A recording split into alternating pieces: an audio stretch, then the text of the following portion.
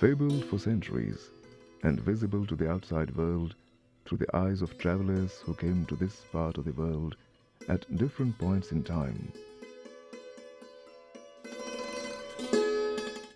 Kashmir has left an indelible mark on the minds of people across the globe.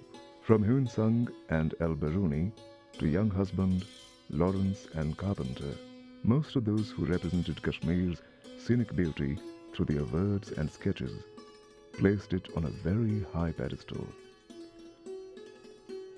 Higher than the one accorded to some of the most beautiful parts of Europe and American continent, besides the culturally rich Central Asian kingdoms.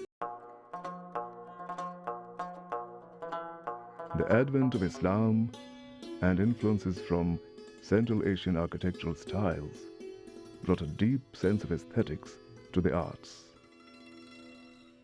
Since human images were not allowed for display, the emergence of alternate drawings, especially of flowers and trees, became the order of the day.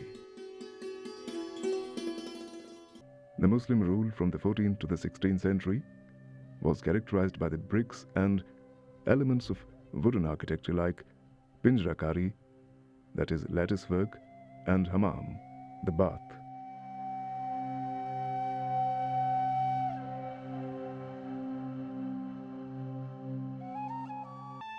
Wood, mud, and hay were the prime materials used. These aesthetic innovations had a background deep-rooted in the royal and religious architecture of Kashmir that had also evolved over centuries. See, traditionally we used to have two forms of construction in Kashmir. One was the Daji Diwari and second was the Tak. Now, unfortunately we live in seismic zone 5, which means that from the earthquake point of view, we are vulnerable to major earthquakes. And the kind of constructions that our ancestors had made not too far away, I mean not centuries ago, but even some decades ago even, we used to have the constructions which were earthquake friendly.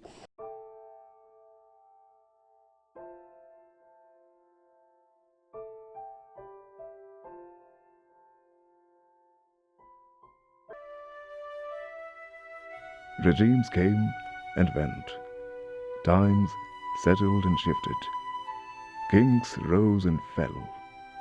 But the architectural patterns, despite so many changes and innovations, carried on with the history.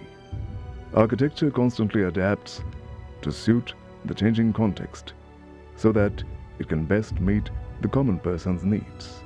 There is, however, a risk that new materials and construction methods imported from outside might be introduced at a speed that does not allow for the traditional way of testing novelties over time and adapting them to the local situation. Furthermore, the social, climatic, economic and technical impact of new interventions is often not fully understood. This may have negative effects on people's lives. This impact includes the reaction of buildings to earthquakes and other natural disasters.